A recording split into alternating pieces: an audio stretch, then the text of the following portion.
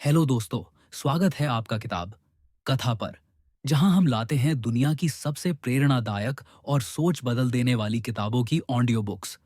आज हम बात कर रहे हैं dark psychology secrets and manipulation की, जिसे लिखा है एमी ब्राउन ने।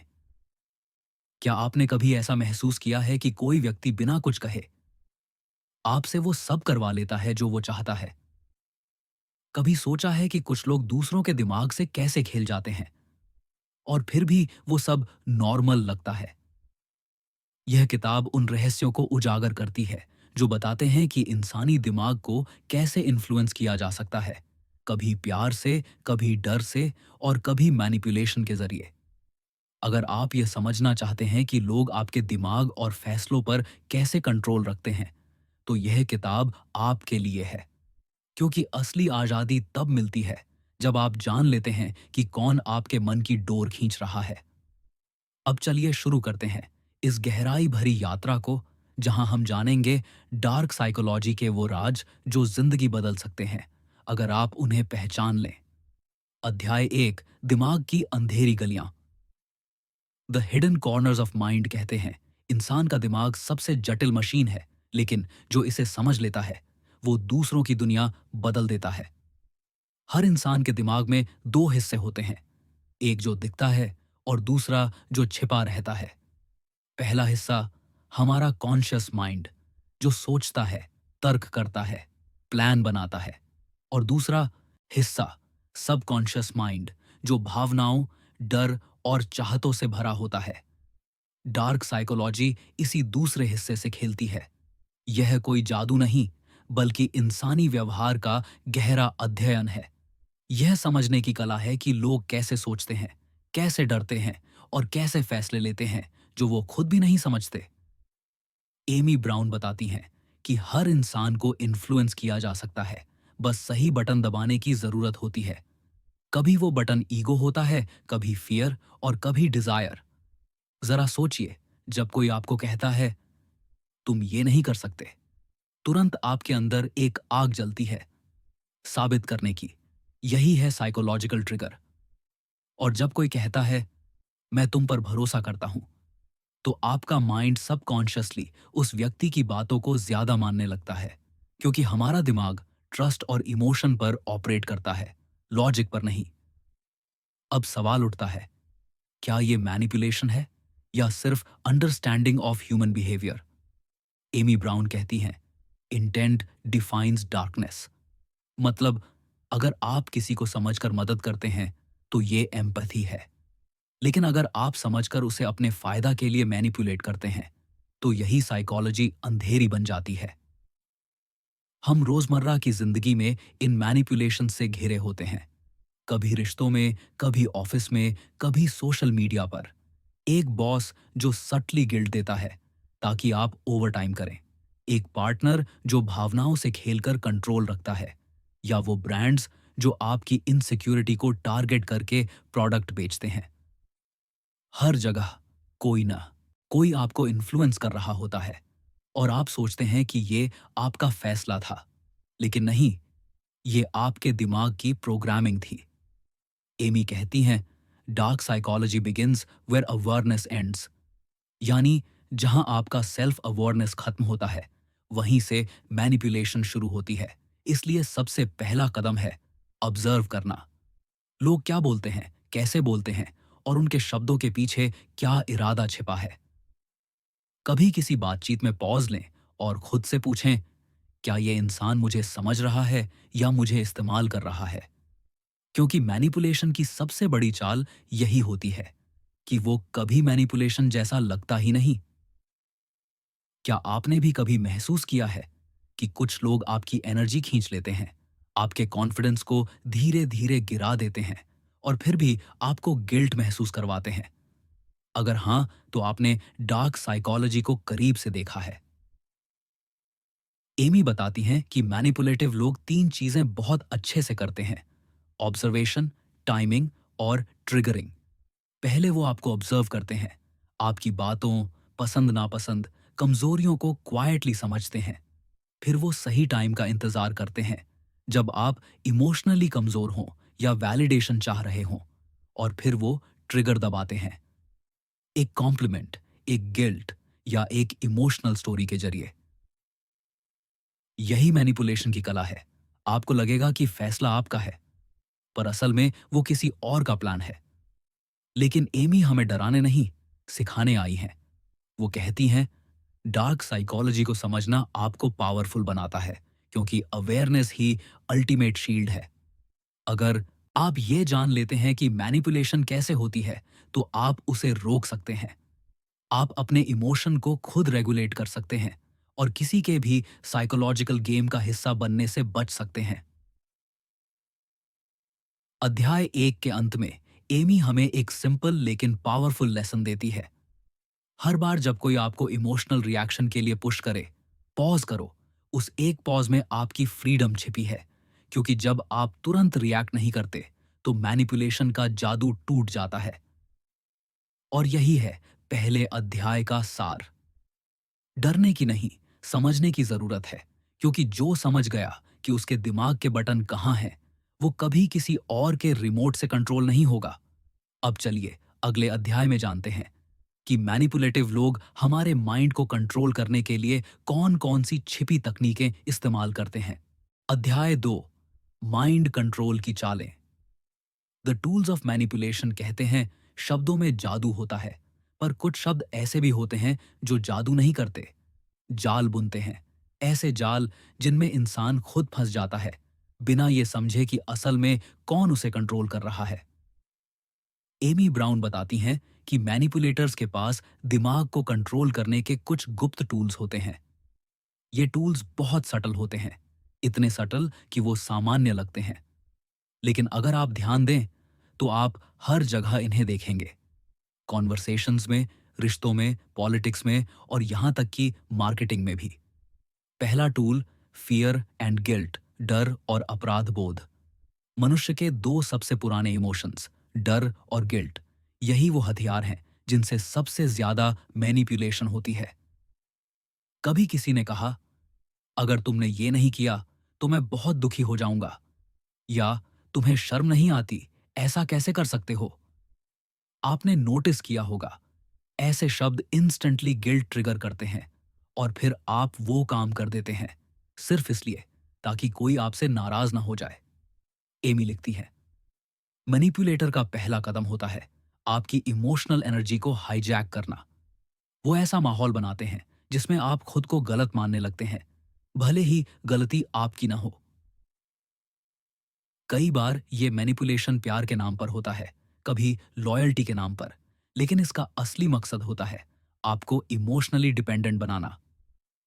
दूसरा टूल, फ्लैटरी एंड वैलिडेशन, चापलूसी और मान्यता। अब दूसरी तरफ देखिए, कुछ मैनिपुलेटर्स आपकी सेल्फ इमेज को पकड़ते हैं। वो आपकी तारीफ करेंगे, आपको खास महसूस करवाएंगे ताकि आपका गार्ड नीचे आ जाए। तुम तो बहुत समझदार हो, तुम्हारे बिना ये काम नहीं हो सकता था। ऐसी बातें हमारे अंदर एक खुशी जगाती है, क्योंकि हर इंसान वैलिडेशन चाहता है। एमी कहती हैं, flattery is the sugar coating of control, यानी तारीफ वो मीठा जहर है जो धीरे धीरे आपको दूसरों के कंट्रोल में ले आता है।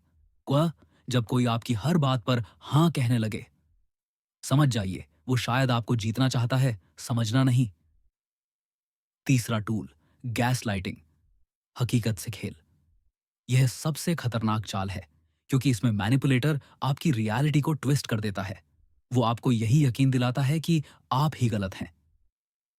उदाहरण के लिए, अगर आप कहते हैं, तुमने मुझे इग्नोर किया, तो वो कहेगा, तुम्हें हर बात में ओवर रिएक्ट करने की आदत है।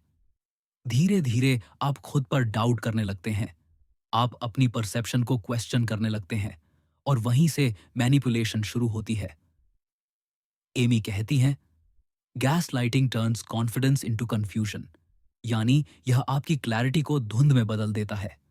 चौथा tool, emotional reward and withdrawal, इनाम और सजा का खेल। कभी आपने नोटिस किया है, कुछ लोग कभी बहुत प्यार दिखाते हैं और अचानक ठंडे हो जाते हैं। ये कोई मूड स्विंग नहीं, ये एक कैलकुलेटेड टैक्टिक होती है। पहले वो आपको अटेंशन, केयर और लव देते हैं ताकि आप इमोशनली इन्वेस्ट करें।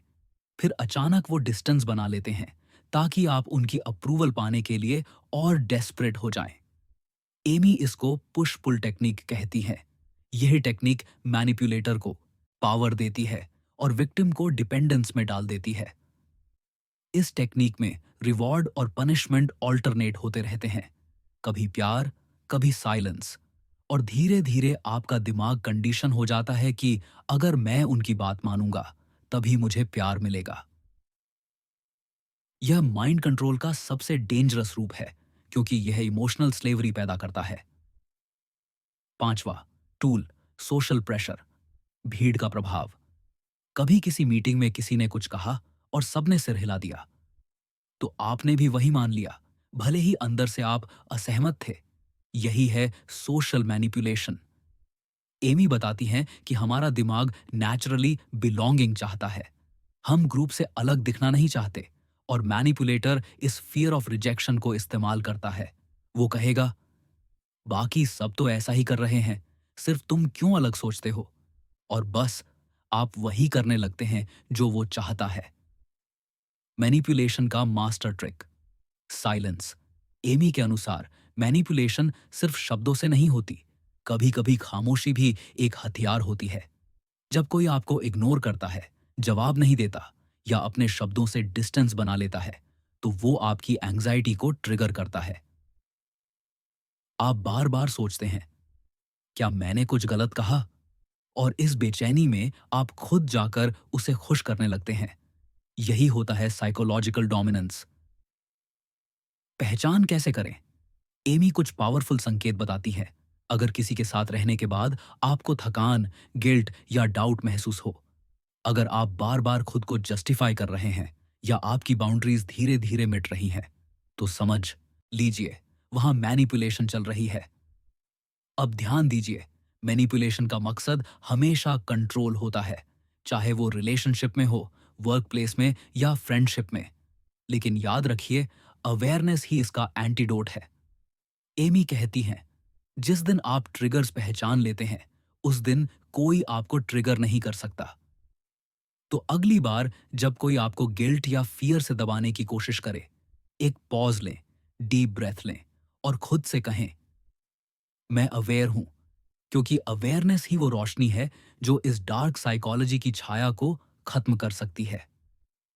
और इसी अवेयरनेस के साथ अब चलिए अगले अध्याय में जानते हैं कि मैनिपुलेटर्स हमारे इमोशंस को पढ़कर कैसे हमारे फैसलों को ट्विस्ट करते हैं। अध्याय 3, इमोशंस का खेल, the art of emotional manipulation. कभी सोचा है कि लोग आपके लॉजिक से नहीं, आपके इमोशंस से क्यों खेलते हैं? क्योंकि इंसान डिसीजन से पहले महसूस करता है, और मैनिपुलेटर्स इसी जगह वार करते हैं। एमी ब्राउन कहती हैं, अगर कोई तुम्हारे इमोशन को कंट्रोल कर ले, तो वो तुम्हारे एक्शंस को भी कंट्रोल कर लेता है। इमोशनल मैनिपुलेशन का असली खेल सटल होता है। यह चिल्लाता नहीं, यह मुस्कुराता है। यह आपके दिल को छूता है, लेकिन धीरे धीरे आपकी आत्मा को बांध देता है। पहला तरीका, इमोशनल मिररिंग। मिररिंग एक पावरफुल ट्रिक है। मैनिपुलेटर आपकी बातों, जेस्चर्स और टोन को सटली कॉपी करता है ताकि आपको लगे, ये इंसान मुझे समझता है। वो आपकी पेन को रिफ्लेक्ट करेगा, आपकी स्ट्रगल को रिपीट करेगा, और कुछ ही समय में आपका ट्रस्ट उसके हाथ में होगा। एमी कहती हैं, ट्रस्ट हमेशा फैमिलियरिटी से बनता है और फैमिलियरिटी हमेशा मिमिक्री से। मिररिंग हार्मलेस लगती है, लेकिन जब इसका मकसद कंट्रोल बनाना हो, तो यही एम्पैथी एक वेपन बन जाती है। दूसरा तरीका, प्लेइंग द विक्टिम मैनिपुलेटर। जब खुद को विक्टिम बनाता है, वो सिंपैथी के जरिए कंट्रोल हासिल करता है। वो कहेगा, सब मेरे खिलाफ हैं, मैंने सिर्फ तुम्हारा भला चाहा था, और आप सोचने लगते हैं कि शायद आप ही गलत हैं। एमी लिखती है, guilt is the remote control of emotions. यानी अगर किसी को गिल्ट महसूस करवा दो, तो वो खुद तुम्हारे हिसाब से बिहेव करने लगेगा। विक्टिम कार्ड का सबसे बड़ा असर यह है कि आप खुद अपनी बाउंड्रीज भूल जाते हैं। आप उसे कंफर्ट देने में इतने व्यस्त हो जाते हैं कि आपको याद ही नहीं रहता कि वो आपकी एनर्जी खींच रहा है। तीसरा तरीका, इमोशनल ओवरलोड। कभी किसी ने आपको एक ही कॉन्वर्सेशन में रोया भी, हंसा भी, चिल्लाया भी। यह है इमोशनल ओवरलोड टेक्निक। उत एमी बताती हैं, जब एक साथ बहुत सारे इमोशंस दिए जाएं, तो आपका दिमाग लॉजिकल थिंकिंग खो देता है। फिर आप बस एक ही चीज सोचते हैं, पीस चाहिए, और पीस के लिए आप कॉम्प्रोमाइज कर लेते हैं। इस टेक्निक से मैनिपुलेटर आपको मेंटली थका देता है ताकि आप रेजिस्टेंस छोड़ दें। चौथा तरीका, सिलेक्टिव साइलेंस। कभी किसी ने आपकी बात का जवाब नहीं दिया, सिर्फ खामोश रहा, और आप बेचैन हो गए। यही साइलेंस एक इमोशनल वेपन है। आपको एमी कहती हैं, manipulators don't always shout, sometimes they just disappear. जब वो रिप्लाई नहीं करते, तो आपका माइंड खुद ही हजार सिनारियो बनाने लगता है, और इसी कंफ्यूजन में आप खुद उन्हें चेस करने लगते हैं। ये इमोशनल डिपेंडेंसी का बीज है, जो धीरे धीरे आपको कंट्रोल में रखता है। आखिरी ट्रिक, लव बॉम्बिंग। शुरुआत में बहुत ज्यादा प्यार, अटेंशन, गिफ्ट्स। आपको लगेगा जैसे आप किसी ड्रीम रिलेशनशिप में हैं। लेकिन जैसे ही आप इमोशनली इन्वेस्ट करते हैं, वो अटेंशन गायब हो जाती है। एमी इसे इल्यूजन ऑफ कनेक्शन कहती हैं। लव बॉम्बिंग एक साइकोलॉजिकल ट्रैप है, जहां पहले डोपामीन से एडिक्शन बनाया जाता है, फिर उसका विथड्रॉवल टॉर्चर बन जाता है। क्योंकि जब कोई आपको लगातार प्यार और ध्यान देता है, तो आपका दिमाग उसे रिवॉर्ड सोर्स समझने लगता है, और जब वो अचानक गायब हो जाए, तो आप उसी रिवॉर्ड को वापस पाने के लिए डेस्परेट हो जाते हैं। इट्स कोड रहा। इसी तरह इमोशनल मैनिपुलेशन हमें अंदर से हॉलो कर देता है। एमी कहती हैं, don't fight emotions with anger, fight them with awareness. क्योंकि जब आप अपने भावनाओं के मालिक बन जाते हैं, तो कोई और उन्हें हथियार नहीं बना सकता। अब चलिए अगले अध्याय में जानते हैं कि मैनिपुलेटर्स हमारे माइंड को कैसे इन्फ्लुएंस की इनविजिबल वेब में फंसाते हैं। अध्याय 4, इन्फ्लुएंस की जाल, द इनविजिबल वेब इन्फ्लुएंस। ये शब्द सुनने में सॉफ्ट लगता है, लेकिन इसके पीछे छिपी साइकोलॉजी बहुत डीप है। एमी ब्राउन बताती हैं, influence is not always evil, but ignorance of it always is. यानी इन्फ्लुएंस गलत नहीं, लेकिन अगर आपको पता ना हो कि कोई आपको इन्फ्लुएंस कर रहा है, तो वहीं से खतरा शुरू होता है। हम हर दिन इन्फ्लुएंस होते हैं, एड्स से, मीडिया से, लोगों की ओपिनियन से। कभी देखा है, आपको कोई प्रोडक्ट पसंद नहीं था, लेकिन जब बार बार वो आपके फीड में आया, तो आपने सोच लिया, शायद ये अच्छा है। यह है रेपिटेशन का जादू। एमी इसे कॉग्निटिव लूप ट्रैप कहती हैं।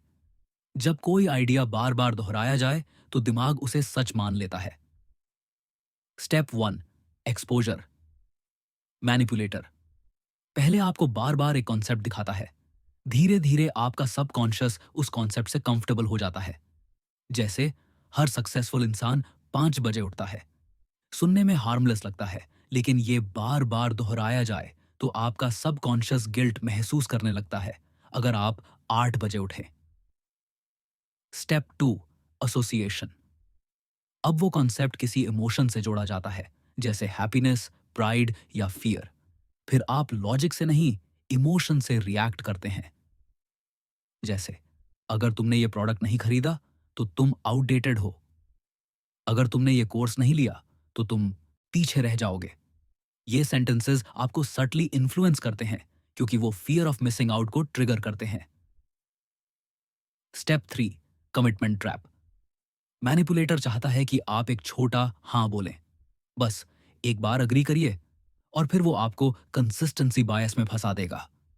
एमी बताती हैं, once people commit, they hate to contradict themselves.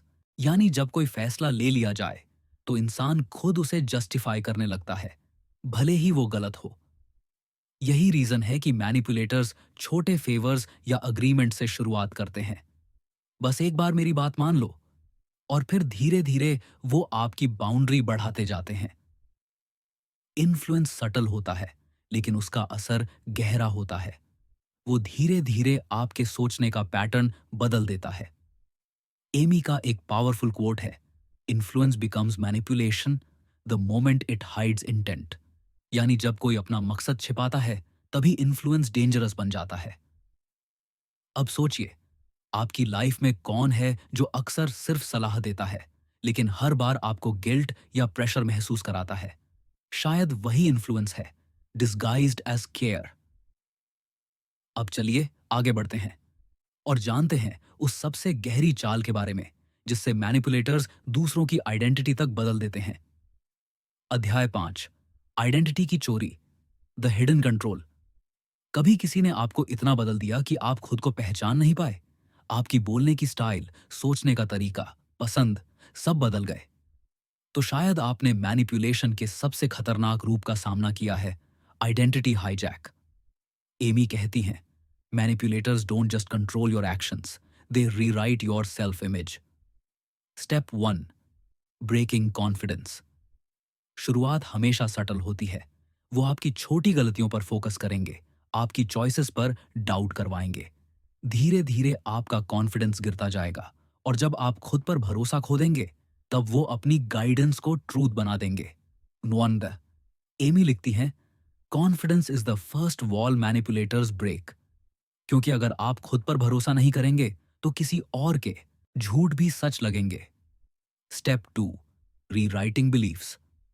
अब वो आपके वैल्यूज और बिलीफ्स पर असर डालते हैं। वो आपको सटली सिखाते हैं, तुम्हारा सोचने का तरीका गलत है। धीरे धीरे आप उनके सोचने का तरीका अपनाने लगते हैं। आपको लगता है कि अब आप बेटर इंसान हैं, लेकिन असल में आप उनके पैटर्न में ढल रहे होते हैं। एमी कहती हैं, identity theft of the mind doesn't need a password, it needs approval. Step 3, creating dependence. अब जब आप इमोशनली और मेंटली डिपेंडेंट हो जाते हैं, तो वो आपको कंट्रोल में रखता है, कभी अप्रिसिएशन से, कभी फियर से। आपको लगता है कि वो आपको गाइड कर रहा है, लेकिन असल में वो आपके डिसीजंस डिजाइन कर रहा होता है। यह वही समय होता है जब आप अपनी बाउंड्रीज खो देते हैं। आप अब वही सोचते हैं जो वो चाहता है, वही मानते हैं जो वो बताता है। एमी एक पावरफुल उदाहरण देती है। यह वैसा है जैसे कोई आपके मिरर में आकर खड़ा हो जाए और धीरे धीरे आपकी जगह ले ले। Step 4, breaking free. Identity manipulation से निकलने का पहला कदम है सवाल पूछना। हर बार जब कोई कहे तुम गलत हो, तो खुद से पूछो, क्या मैं सच में गलत हूं या बस कन्वीनियंट हूं किसी के लिए? एमी बताती हैं, awareness gives you back your reflection. यानी जागरूकता आपको फिर से खुद से मिलवाती है। अगर आपको लगता है कि कोई आपकी सोच, आपकी भावनाओं या आपके फैसलों को कंट्रोल कर रहा है, तो डिस्टेंस बनाइए, साइलेंस की जगह क्लैरिटी चुनिए और अपनी आइडेंटिटी को रिक्लेम कीजिए। क्योंकि जो खुद को जान लेता है, वो कभी किसी और के इन्फ्लुएंस में नहीं आता। अब चलिए अगले अध्याय में जानेंगे कि इस डार्क साइकोलॉजी से खुद को बचाने के लिए एमी ब्राउन कौन से प्रैक्टिकल स्टेप्स बताती हैं। अध्याय 5, आइडेंटिटी की चोरी, द हिडन कंट्रोल। कभी किसी ने आपको इतना बदल दिया कि आप खुद को पहचान नहीं पाए? आपकी बोलने की स्टाइल, सोचने का तरीका, पसंद, सब बदल गए। तो शायद आपने मैनिपुलेशन के सबसे खतरनाक रूप का सामना किया है, आइडेंटिटी हाईजैक। दो एमी कहती हैं, manipulators don't just control your actions, they rewrite your self image. Step 1, breaking confidence. शुरुआत हमेशा सटल होती है। वो आपकी छोटी गलतियों पर फोकस करेंगे, आपकी चॉइसेस पर डाउट करवाएंगे। धीरे धीरे आपका कॉन्फिडेंस गिरता जाएगा और जब आप खुद पर भरोसा खो देंगे, तब वो अपनी गाइडेंस को ट्रूथ बना देंगे। एमी लिखती हैं, confidence is the first wall manipulators break. क्योंकि अगर आप खुद पर भरोसा नहीं करेंगे, तो किसी और के झूठ भी सच लगेंगे। रिक्वेसल। Step 2, rewriting beliefs. अब वो आपके वैल्यूज और बिलीफ्स पर असर डालते हैं। वो आपको सटली सिखाते हैं, तुम्हारा सोचने का तरीका गलत है। धीरे धीरे आप उनके सोचने का तरीका अपनाने लगते हैं।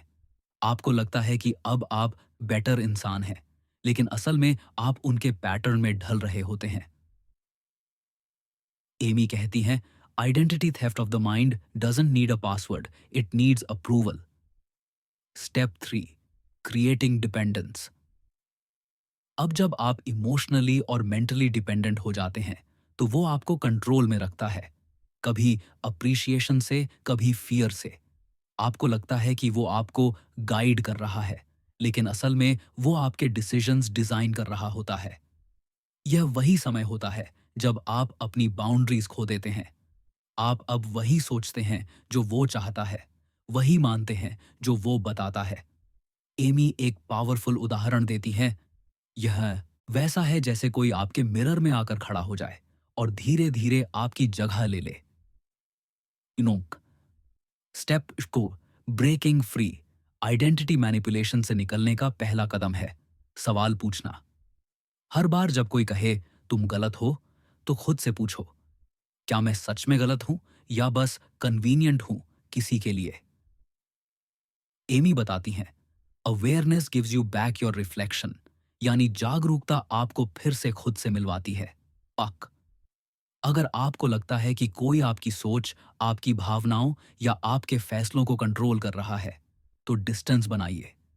साइलेंस की जगह क्लैरिटी चुनिए और अपनी आइडेंटिटी को रिक्लेम कीजिए, क्योंकि जो खुद को जान लेता है वो कभी किसी और के इन्फ्लुएंस में नहीं आता।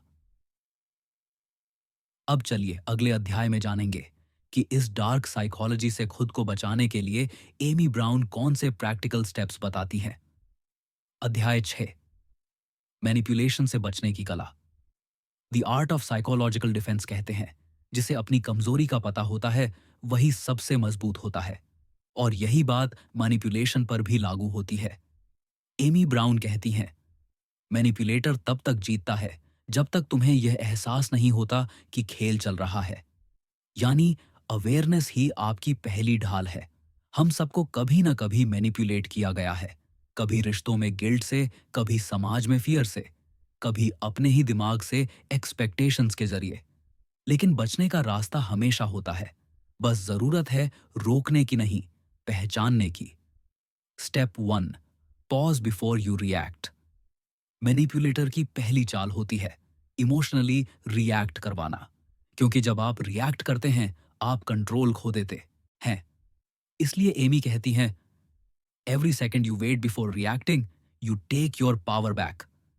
जब कोई आपको गिल्ट या फियर से ट्रिगर करे, बस 5 सेकेंड का पॉज लें। यह पॉज एक साइकोलॉजिकल फायरवॉल की तरह काम करता है।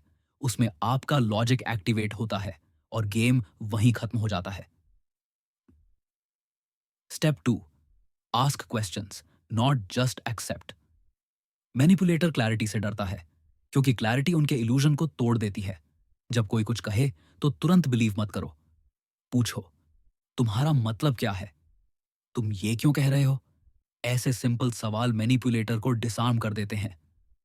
एमी लिखती हैं, questions are truth's best defence. यानी जो सवाल पूछता है वो कंट्रोल नहीं खोता। स्टेप 3, इमोशनल बाउंड्रीज बनाओ। बाउंड्रीज कोई दीवार नहीं, बल्कि सेल्फ रिस्पेक्ट की सीमा होती है। अगर कोई बार बार आपकी एनर्जी खींच रहा है तो आपको गिल्ट महसूस किए बिना ना कहना सीखना होगा, क्योंकि मैनिपुलेटर आपकी अच्छाई का इस्तेमाल करता है। वो जानता है कि आप ना नहीं कहेंगे और यही वीकनेस उसका वेपन बन जाती है। एमी कहती हैं, boundaries are the lines where respect begins. Step 4, stay calm under emotional storm. Manipulator चाहता है कि आप आउटबर्स्ट करें, क्योंकि जैसे ही आप गुस्से में कुछ कहेंगे वो आपको ही विलन बना देगा।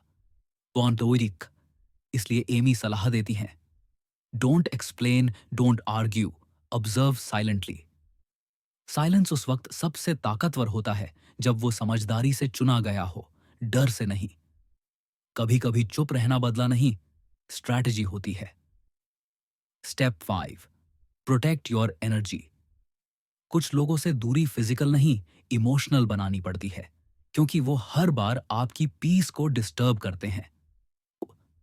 एमी लिखती हैं, your peace is expensive, stop giving discounts. यानी अपनी शांति को सस्ता मत बेचो। इरगोबियम्बा, क्योंकि अवेयरनेस तब पूरी होती है जब आप समझ जाते हैं कि हर लड़ाई लड़ना जरूरी नहीं। कुछ जगह बस दूर जाना ही जीत है।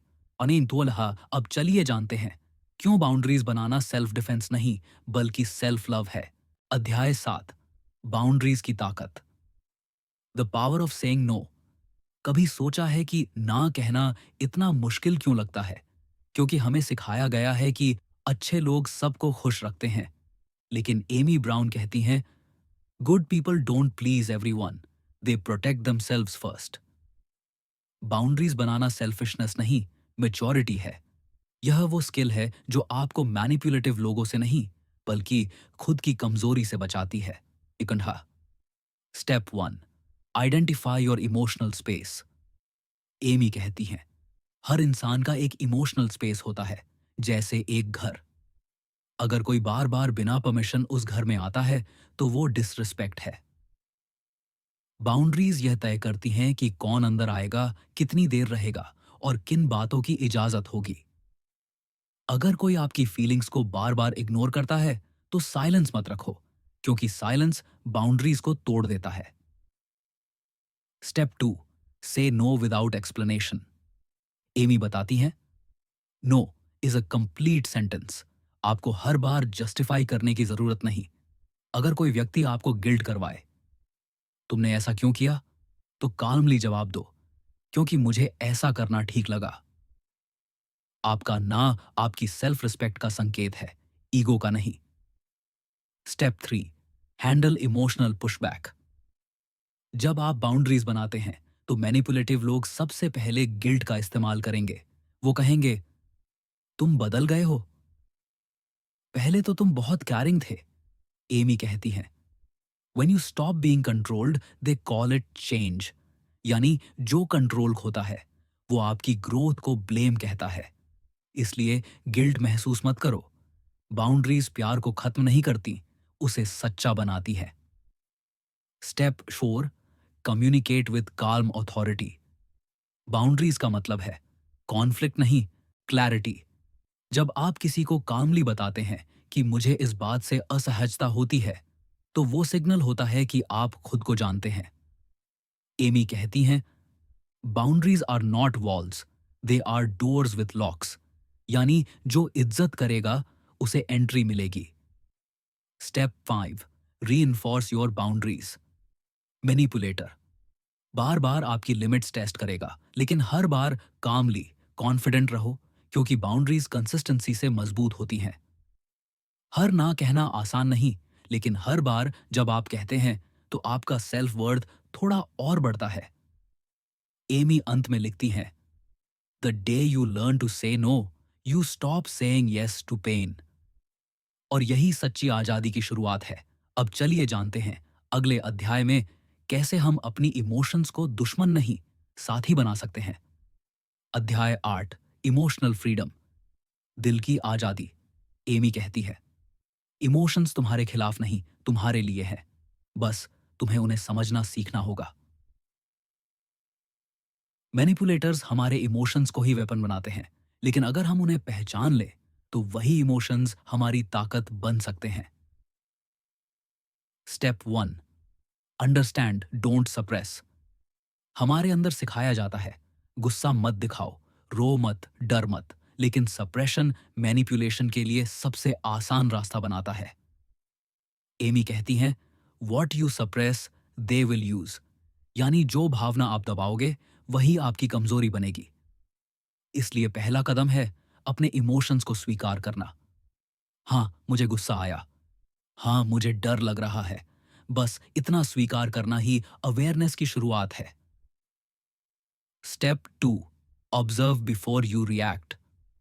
जब कोई आपको प्रोवोक करे तो खुद से पूछो, मुझे क्यों ट्रिगर हुआ? क्या यह उनका बिहेवियर है या मेरी सेंसिटिविटी? खैनकू। एमी इसे कहती है इमोशनल मिरर टेक्निक।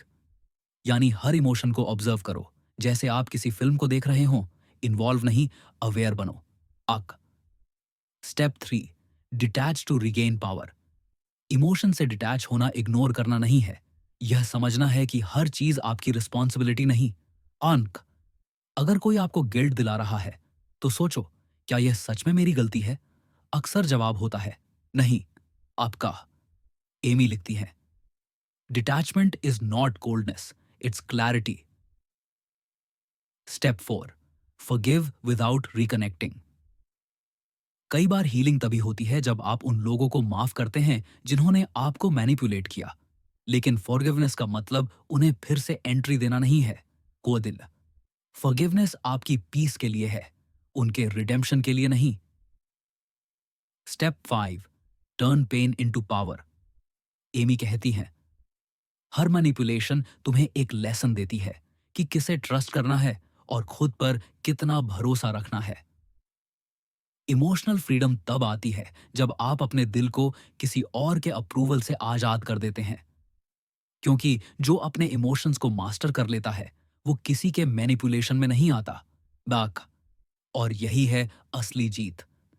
वो नहीं कि कोई आपको हर्ट ना करे, बल्कि यह कि कोई आपकी पीस छीन ना पाए। आद, अब चलिए अगले अध्याय में जानते हैं इनर पावर के उस स्रोत को जो हमें हर साइकोलॉजिकल ट्रैप से ऊपर उठा देता है। अगर कहानी ने दिल छू लिया हो तो वीडियो को लाइक करें और किताब कथा को सब्सक्राइब करना ना भूलें।